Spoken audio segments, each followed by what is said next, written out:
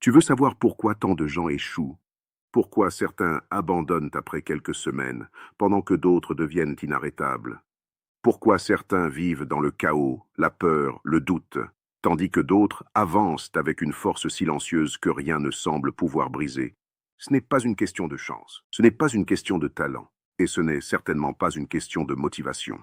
La motivation est fragile, elle disparaît au premier échec, au premier rejet, à la première nuit de souffrance. Mais il existe 4 forces, 4 piliers anciens, 4 armes intérieures, des principes si puissants qu'ils peuvent transformer un homme faible en homme redoutable. Pas redoutable pour les autres, redoutable pour lui-même, car la plus grande guerre n'a jamais eu lieu sur un champ de bataille. Elle se déroule dans ton esprit, chaque matin, chaque nuit, chaque fois que tu veux abandonner. Et ceux qui remportent cette guerre finissent par conquérir leur vie entière. Alors écoute attentivement, parce que si tu comprends profondément ces 4 choses, et si tu les appliques réellement, ta vie ne sera plus jamais la même. Discipline, patience, endurance mentale, confiance en soi. Voilà les 4 clés. Les 4 fondations invisibles de tous les hommes qui ont réussi à se maîtriser eux-mêmes. Et aujourd'hui, tu vas comprendre pourquoi. La discipline est la première porte. Sans elle, rien ne tient. La plupart des hommes vivent comme des feuilles emportées par le vent. Ils agissent selon leurs émotions. Ils avancent seulement lorsqu'ils se sentent motivés. Ils travaillent lorsqu'ils ont envie. Ils abandonnent lorsqu'ils sont fatigués. Ils veulent une vie exceptionnelle, mais obéissent à leurs impulsions les plus faibles. Et c'est là leur tragédie. Parce qu'un homme incapable de se contrôler lui-même deviendra toujours l'esclave de quelque chose, esclave de la distraction, esclave du plaisir immédiat, esclave de la paresse, esclave de ses peurs. Marc Aurèle écrivait « Tu as du pouvoir sur ton esprit, non sur les événements extérieurs. » Voilà la véritable discipline. Ce n'est pas une punition. C'est une reprise de pouvoir. La discipline, c'est choisir ce qui est nécessaire au lieu de choisir ce qui est confortable. C'est se lever quand ton corps veut rester au lit. C'est continuer quand ton esprit cherche des excuses. C'est travailler dans le silence pendant que les autres cherchent des applaudissements. Les faibles recherchent le confort. Les forts recherchent la maîtrise. Et la maîtrise exige des sacrifices. Tu ne peux pas devenir fort mentalement tout en vivant dans la facilité. L'acier ne devient pas une épée sans passer par le feu. Et toi non plus. Chaque habitude difficile que tu repousses aujourd'hui deviendra une souffrance plus grande demain. Chaque bataille évitée aujourd'hui reviendra plus tard, plus lourde, plus brutale. C'est pourquoi la discipline doit devenir ton identité. Pas une émotion, pas un défi temporaire, pas une phase. Une identité. Tu dois devenir le genre de personne qui agit même quand elle n'en a pas envie. Parce que les résultats extraordinaires naissent presque toujours d'actions ordinaires répétées avec constance. Le problème, c'est que la plupart des gens veulent les récompenses sans accepter les répétitions. Ils veulent le respect sans les années de silence. Ils veulent le succès sans les matins difficiles. Ils veulent la confiance sans les combats intérieurs. Mais la vie ne fonctionne pas ainsi. La nature elle-même enseigne la discipline. Le soleil se lève chaque jour. La mer revient sans cesse vers le rivage. Les saisons suivent leur cycle sans chercher d'excuses. Et toi? Pourquoi attends-tu encore que tes émotions décident de ton avenir? Épictète disait « D'abord, dis-toi ce que tu veux être, puis fais ce qu'il faut faire. » Voilà le secret. Décide qui tu veux devenir, puis répète les actions qui construisent cet homme, encore, et encore, et encore, même lorsque personne ne regarde. Car c'est dans la solitude que les hommes se construisent réellement, pas devant le monde, mais dans ces moments invisibles où ils choisissent de continuer malgré la fatigue. La discipline est douloureuse, oui, mais l'absence de discipline est encore plus douloureuse. L'absence de discipline détruit lentement. Elle détruit les rêves, elle détruit le potentiel. Elle détruit l'estime de soi, car rien n'est plus lourd que de savoir, au fond de soi, qu'on aurait pu devenir davantage. Alors impose-toi des standards, pas pour impressionner les autres, mais pour respecter la personne que tu pourrais devenir. Chaque fois que tu tiens une promesse envers toi-même, tu renforces ton esprit. Chaque fois que tu abandonnes, tu l'affaiblis. Et avec le temps, ces petits choix deviennent ton destin. L'homme moderne veut tout immédiatement. Résultats immédiats, succès immédiat, transformation immédiate. Mais la nature ne se précipite jamais. L'arbre pousse lentement. La montagne se forme pendant des siècles. Le fleuve creuse la pierre avec le temps. Et pourtant, Tout ce qui est durable suit ce rythme silencieux. La patience n'est pas de la faiblesse, c'est une force rare. C'est la capacité de continuer sans voir immédiatement les résultats. C'est marcher dans le brouillard tout en gardant confiance dans le chemin. Sénèque disait, la plus grande richesse est de savoir se contenter de peu. Mais peu de gens comprennent réellement cette phrase, parce qu'ils sont prisonniers de l'impatience. Ils veulent récolter avant même d'avoir semé. Alors ils abandonnent trop tôt, toujours trop tôt. Ils arrêtent après quelques semaines, après quelques échecs, après quelques déceptions. Ils ne comprennent pas que la vie teste d'abord ta capacité à attendre. Le monde appartient souvent non pas aux plus talentueux, mais à ceux qui tiennent assez longtemps. La patience est une endurance silencieuse. Elle te permet de survivre aux périodes où rien ne semble bouger. Et ces périodes sont inévitables. Il y aura des moments où tu travailleras sans reconnaissance. Des moments où tu donneras le meilleur de toi-même sans récompense immédiate. Des moments où tu douteras de tout.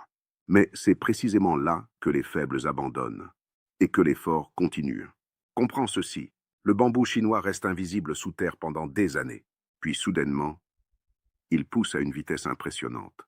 Mais cette croissance n'est pas soudaine. Elle est le résultat d'un travail invisible. Et ta vie fonctionne de la même manière. Chaque effort silencieux construit quelque chose en toi. Même quand tu ne le vois pas. Chaque matin difficile, chaque refus, chaque échec, chaque sacrifice. Tout cela forge une structure intérieure. Et un jour, le monde appellera cela succès. Mais toi, tu sauras que ce succès a été construit dans l'ombre. La patience t'apprend également une vérité essentielle. Tu ne contrôles pas toujours le moment où les résultats arrivent. Tu contrôles seulement tes actions. Le stoïcien comprend cela. Il plante des graines sans exiger immédiatement des fruits. Il avance sans obsession. Parce qu'il sait que certaines batailles nécessitent des années. Et les choses précieuses prennent du temps. Les hommes impatients détruisent souvent leur propre avenir. Ils changent constamment de direction. Ils abandonnent avant la percée. Ils laissent leurs émotions saboter leur constance. Mais l'homme patient développe une puissance que peu possèdent. Il devient stable. Et dans un monde rempli d'agitation, la stabilité devient une arme. Quand les autres paniquent, il avance. Quand les autres abandonnent, il persiste. Quand les autres cherchent des raccourcis, il construit lentement. Et c'est précisément pour cela qu'il finit par dépasser ceux qui semblaient plus rapides que lui. La patience n'est pas passive, elle est active. C'est continuer malgré le silence, continuer malgré l'attente, continuer malgré l'incertitude. Parce que tu comprends que les plus grandes transformations sont invisibles avant d'être visibles. La vie frappera, encore et encore. Personne n'échappe à cela. Tu connaîtras des pertes, des humiliations, des moments de solitude, des périodes où ton esprit voudra abandonner. Et c'est là que tout se joue, parce que la véritable force ne se révèle pas lorsque tout va bien. Elle apparaît lorsque tout s'effondre. L'endurance mentale est la capacité de rester debout dans le chaos, de continuer à avancer même lorsque ton cœur est fatigué, même lorsque plus personne ne croit en toi, même lorsque la douleur devient lourde. Les stoïciens comprenaient quelque chose que notre époque a oublié. La souffrance fait partie du chemin. Chercher une vie sans douleur est une illusion.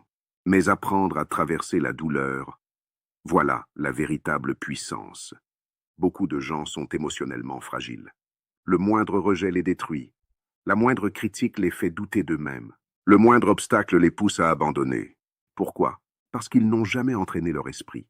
Ils ont entraîné leur distraction, pas leur caractère. Un esprit faible cherche constamment à fuir. Fuir l'inconfort, fuir la difficulté, fuir la vérité. Mais un esprit fort apprend à rester, à regarder la douleur en face, à supporter la pression sans se briser. Épictète disait, ce ne sont pas les événements qui troublent les hommes, mais l'idée qu'ils s'en font. Réfléchis profondément à cela. Ce qui détruit la plupart des hommes, ce n'est pas la difficulté elle-même, c'est leur interprétation de la difficulté. Ils voient l'échec comme une condamnation. Le stoïcien voit l'échec comme un entraînement. Il voit la souffrance comme une injustice. Le stoïcien la voit comme une forge. Il voit les obstacles comme des fins. Le stoïcien les voit comme des chemins. Voilà pourquoi certains deviennent plus forts après les tempêtes, tandis que d'autres deviennent plus amers. L'endurance mentale se construit lorsque tu refuses de céder à la panique, lorsque tu gardes ton calme pendant que le monde perd le sien, lorsque tu continues à agir avec dignité, même dans la souffrance. Car le vrai pouvoir n'est pas de ne jamais tomber. Le vrai pouvoir est de se relever encore une fois, et encore, jusqu'à ce que les épreuves elles-mêmes commencent à te respecter. Tu dois comprendre une chose essentielle. La douleur est temporaire. Mais abandonner laisse souvent des cicatrices permanentes. Chaque fois que tu traverses une épreuve sans fuir, tu agrandis ton esprit.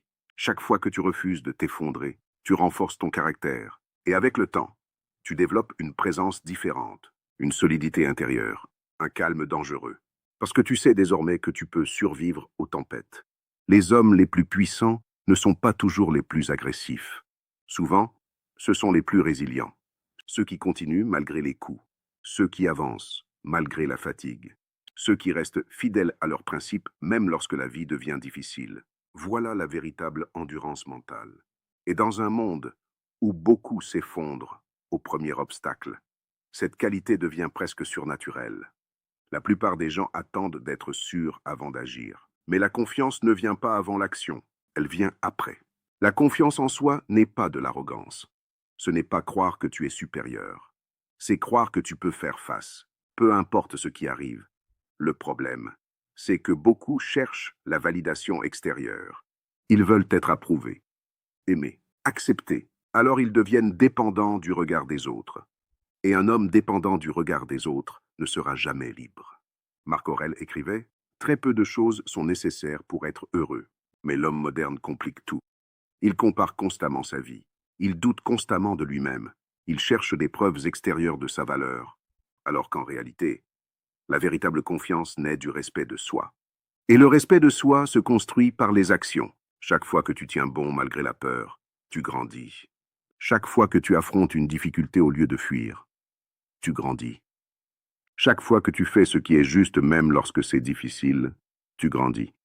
La confiance authentique ne se construit pas dans les paroles. Elle se construit dans les preuves silencieuses que tu accumules envers toi-même. Lorsque tu sais que tu peux compter sur toi. Lorsque tu sais que tu ne trahiras pas tes principes au premier obstacle. Lorsque tu sais que même dans le chaos, tu resteras debout. Alors une force étrange apparaît. Tu n'as plus besoin de convaincre le monde. Tu avances avec calme, tu parles moins. Mais chacune de tes actions devient plus solide. La confiance en soi exige également du courage. Le courage d'être incompris. Le courage d'être différent. Le courage de marcher seul parfois. Car la majorité suit toujours le chemin le plus facile. Mais l'homme qui veut réellement transformer sa vie devra souvent marcher à contre-courant. Et cela demande une immense force intérieure. Tu dois apprendre à croire en ta vision même lorsque personne d'autre ne la comprend encore. Parce que les grandes transformations commencent toujours dans l'invisible. Avant que le monde voie le résultat, tu dois être capable de supporter le doute, le tien, et celui des autres. Sénèque disait « Celui qui souffre avant qu'il soit nécessaire souffre plus qu'il n'est nécessaire. » Combien de souffrances inutiles naissent du manque de confiance? Combien de rêves meurent parce qu'un homme a eu peur du regard des autres? La peur détruit plus de destinées que l'échec lui-même. Mais lorsque tu développes une véritable confiance intérieure, tu arrêtes progressivement de vivre pour impressionner. Tu commences enfin à vivre selon tes principes. Et cela change tout, parce qu'un homme aligné avec lui-même devient extrêmement difficile à arrêter. Il n'a plus besoin d'être constamment encouragé. Il n'a plus besoin d'applaudissements. Sa force vient de l'intérieur. Et cette force-là, le monde ne peut pas la retirer. Alors retiens ceci. Si tu veux réellement réussir ta vie, tu dois construire ces 4 piliers. La discipline, pour agir même lorsque c'est difficile. La patience, pour continuer même lorsque les résultats tardent. L'endurance mentale, pour rester debout dans les tempêtes. Et la confiance en soi, pour avancer sans dépendre du regard des autres. Voilà ce qui transforme un homme ordinaire. Pas la chance, pas les excuses, pas les promesses, mais le caractère. Le monde moderne fabrique des esprits faibles, des hommes distraits, impatients, fragiles émotionnellement, dépendants de l'approbation. Mais toi, tu peux choisir autre chose. Tu peux choisir la maîtrise. Tu peux devenir cet homme calme, au milieu du chaos. Cet homme discipliné pendant que les autres se dispersent. Cet homme patient pendant que les autres abandonnent. Cet homme solide pendant que les autres s'effondrent. Parce qu'au final, la plus grande victoire n'est pas de conquérir le monde. La plus grande victoire est de se conquérir soi-même. Et le jour où tu y parviens, plus rien ne pourra réellement t'arrêter. Alors commence aujourd'hui, pas demain. Aujourd'hui, fais ce que tu dois faire. Supporte ce que tu dois supporter. construis ton esprit jour après jour. Et rappelle-toi toujours ceci. Un homme qui maîtrise son esprit devient plus puissant que les circonstances elles-mêmes. Parce qu'il possède désormais quelque chose que très peu de gens possèdent encore dans ce monde. Une âme disciplinée, une patience inébranlable, une endurance forgée dans la douleur, et une confiance qui ne dépend plus de personne. C'est ainsi que naissent les hommes impossibles à briser. Si cette vidéo t'a parlé, si une partie de toi sait qu'il est temps de devenir plus fort, alors abonne-toi maintenant. Parce qu'ici, nous ne cherchons pas la motivation facile. Nous forgeons des esprits capables de traverser les tempêtes. Écris en commentaire « Je choisis la maîtrise ». Et n'oublie jamais, le monde extérieur devient moins effrayant lorsque tu apprends enfin à maîtriser le monde intérieur.